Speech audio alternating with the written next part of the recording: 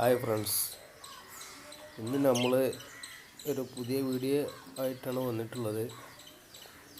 അപ്പോൾ ഈ love birds മുട്ടയിട്ട് കഴിഞ്ഞാൽ മുട്ട കൊത്തിപ്പൊട്ടിക്കുന്നതായിട്ടൊക്കെ കണ്ടുവരാറുണ്ട്. മുട്ടയിടാത്ത ലവ് ബേഡ്സുകളുണ്ട്. അതിനൊക്കെ ഒരു പരിഹാരമായിട്ടാണ് നമ്മൾ വന്നിട്ടുള്ളത്. അപ്പോൾ അതിന് നമ്മൾ ലവ് ബേഡ്സിന് കൊടുക്കേണ്ട ഒരു സംഭവമാണ് കണവനാക്ക്, കടൽനാക്ക് എന്നൊക്കെ പറയും. അപ്പോൾ ലവ് ബേഡ്സിന് ഈ കാൽസ്യം കണ്ടൻറ്റ് കുറവാകുമ്പോഴാണ് ഈ ലവ് ബേഡ്സിൻ്റെ മുട്ടയ്ക്ക് കട്ടി കുറവായിട്ട് വരും. അപ്പോൾ ഈ മുട്ടയുടെ കട്ടി കുറവാകുമ്പോൾ ലവ് ബേഡ്സുകൾ തന്നെ അത് കൊത്തിപ്പൊട്ടിക്കും.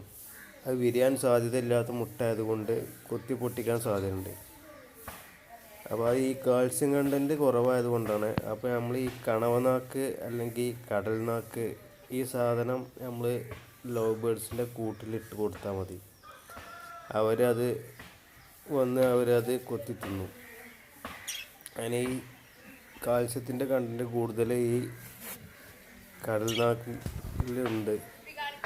അപ്പോൾ അത് അവർ ഭക്ഷണമായിട്ട് ഉപയോഗിക്കുമ്പോൾ അവർക്ക് അത്യാവശ്യത്തിന് വേണ്ട കാൽസ്യം കണ്ടൻറ്റ് അതിൽ നിന്ന് കിട്ടും. കടയിൽ പോയി ചോദിച്ചാൽ കിട്ടും. കണവനാക്ക് അല്ലെങ്കിൽ കടൽനാക്ക് എന്ന് പറഞ്ഞാൽ മതി.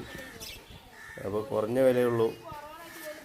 അപ്പോൾ അത് നമ്മൾ ലവ് ബേഡ്സിൻ്റെ കൂട്ടിൽ ഇട്ട് കൊടുത്താൽ മതി.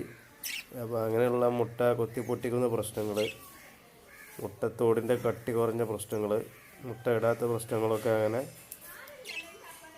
ശരിയാകുന്നതാണ്. അപ്പോൾ എല്ലാവരും ഒന്ന് പരീക്ഷിച്ച് നോക്കാം.